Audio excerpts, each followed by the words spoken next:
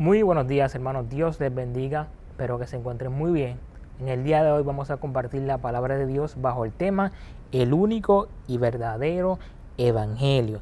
En el día de hoy vamos a tener como objetivo identificar cuáles fueron los desafíos que enfrentó el apóstol Pablo al desear que los gálatas fuesen libertados del engaño de aquellos que pretendían fomentar un falso evangelio. También vamos a identificar, para aprender a evitar conductas que impidan que otras personas puedan conocer la verdad del evangelio. Vamos a estar hablando del capítulo 1 de Gálatas y del capítulo 2.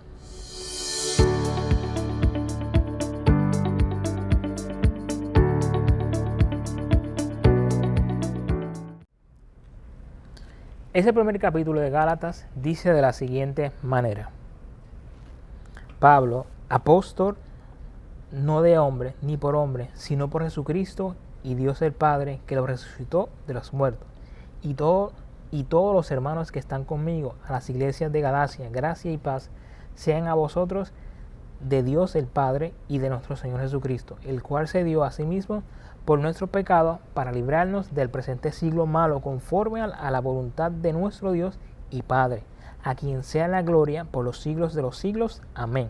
Estoy maravillado de que tan pronto os hayáis alejado del que os llamó por la gracia de Dios para seguir un evangelio diferente. No que haya otro, sino que hay algunos que os perturban y quieren pervertir el evangelio de Cristo. Mas si aún nosotros o un ángel del cielo os anunciare otro evangelio diferente del que os hemos anunciado, sea anatema. Como antes hemos dicho, también ahora lo repito, si alguno os predica diferente evangelio del que habéis recibido, sea anatema. Pues busco ahora el favor de los hombres o el de Dios, o trato de agradar a los hombres, pues si todavía agradara a los hombres, no sería siervo de Cristo.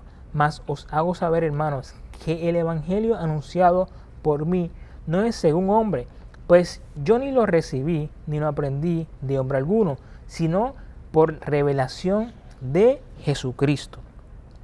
Vemos en este primer capítulo que Pablo enfatiza mucho la importancia de seguir el verdadero evangelio. Pablo está comprometido en hacerle saber a los gálatas que están yendo por un camino distinto al que él le había anunciado en nombre de Jesucristo. ¿Qué sucede? Que en este tiempo había un grupo llamado los judaizantes que pretendían obligar a los gentiles a circuncidarse y a seguir la ley de Moisés. Pablo, muy responsable, hace este llamado de que estaban siguiendo un evangelio diferente al que se le había anunciado. Y por eso es que Pablo, muy encarecidamente, le escribe esta carta a los Gálatas para hacerles saber que el evangelio que había predicado no podía ser alterado ni por ellos, ni por ningún hombre, ni siquiera aún los ángeles. Pablo es bien enfático con esto que le reclama a los Gálatas. Y como él dice, no es que haya otro evangelio, es que había personas que querían tergiversar la palabra de Dios para beneficio de ellos. Entonces vemos también que Pablo recalca o les recuerda a los Gálatas el sacrificio de nuestro Señor Jesucristo, que se dio para que usted y para que yo pudiésemos tener una relación con Dios que comienza desde aquí en la tierra y continúa allá en el cielo. Estamos llamados a proclamar y a defender la palabra de Dios tal y como está escrita en la palabra. No se puede alterar, no se puede modificar, porque es la palabra de Dios, palabra verdadera. Y es importante poder entender esta situación que estaba ocurriendo. Y si seguimos leyendo en los otros versículos, en donde dice: porque ya habéis oído acerca de mi conducta en otro tiempo en el judaísmo, que perseguía sobremanera a la iglesia de Dios y la asolaba, y en el judaísmo aventajaba a muchos de mis contemporáneos en mi nación, siendo mucho más celoso de la tradición de mis padres. Pero cuando agradó a Dios, que me apartó desde el vientre de mi madre y me llamó por su gracia para revelar a su Hijo en mí, para que yo le predicase entre los gentiles. No consulté enseguida con carne ni sangre.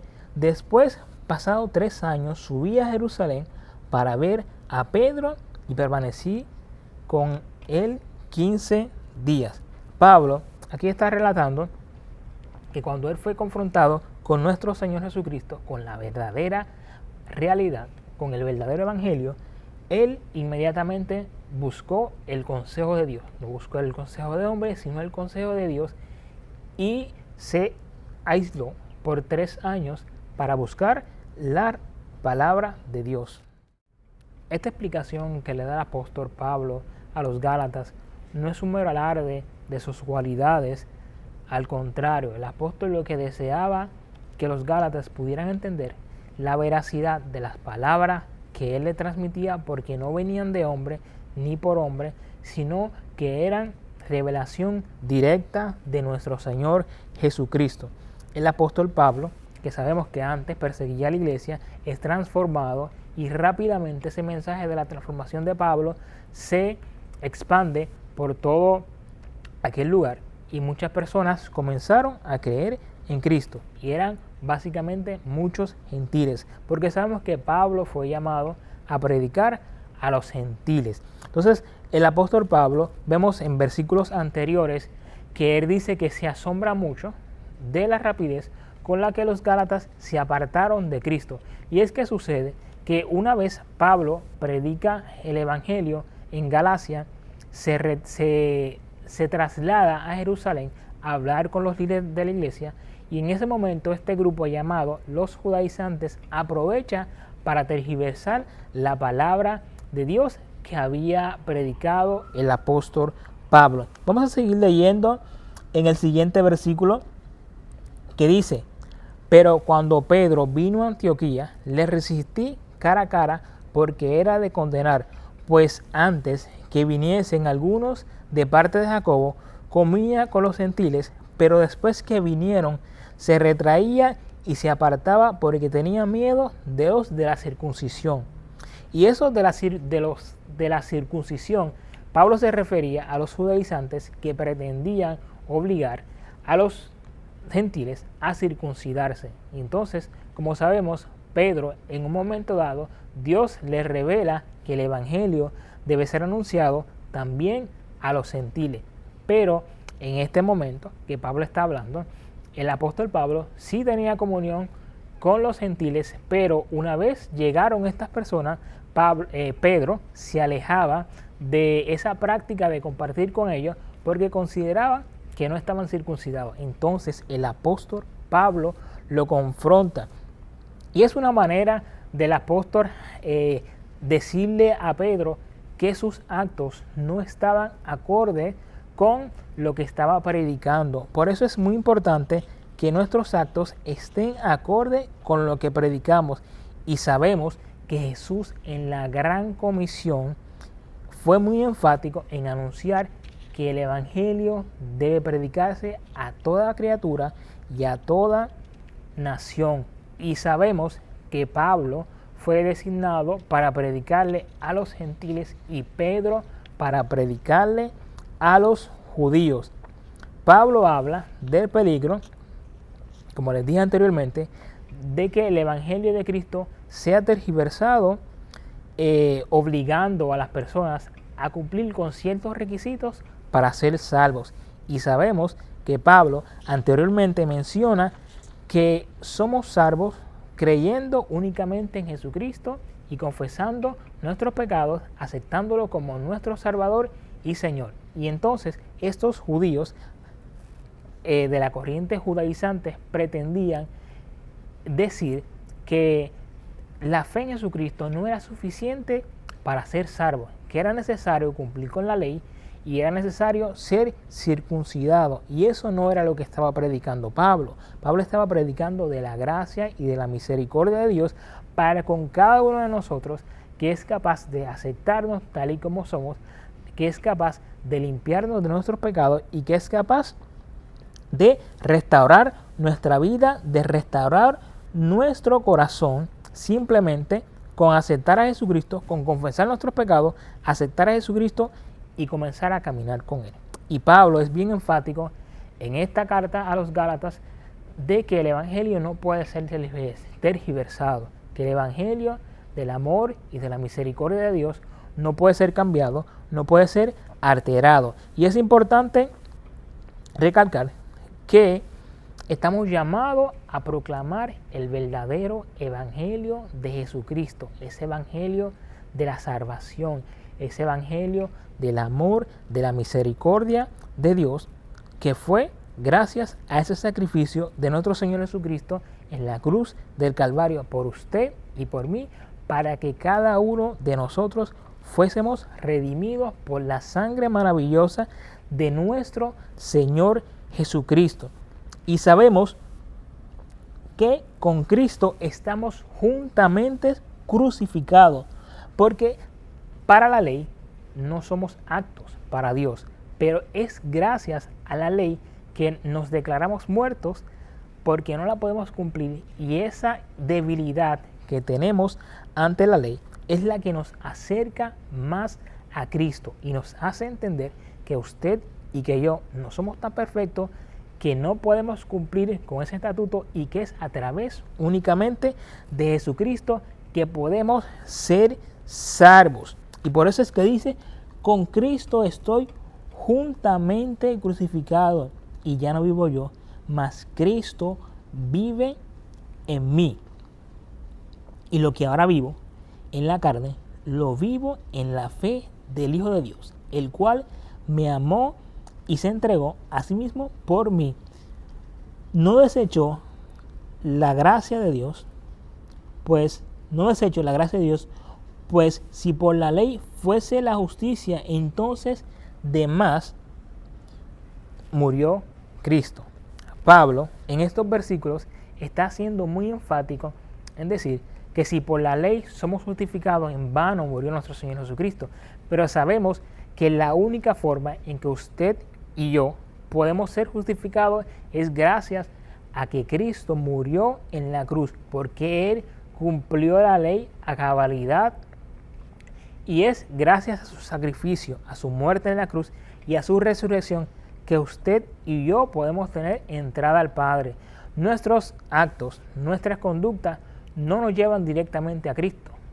Primero tenemos que aceptarlo como nuestro Salvador, como nuestro Señor, reconocer que Él es el único que nos puede transformar, que nos puede cambiar, y es el único que nos puede acercar al Padre. Porque usted y yo seamos buenos no es suficiente para ser salvos. Necesitamos de que Cristo transforme nuestra vida, entre en nuestro corazón y nos cambie.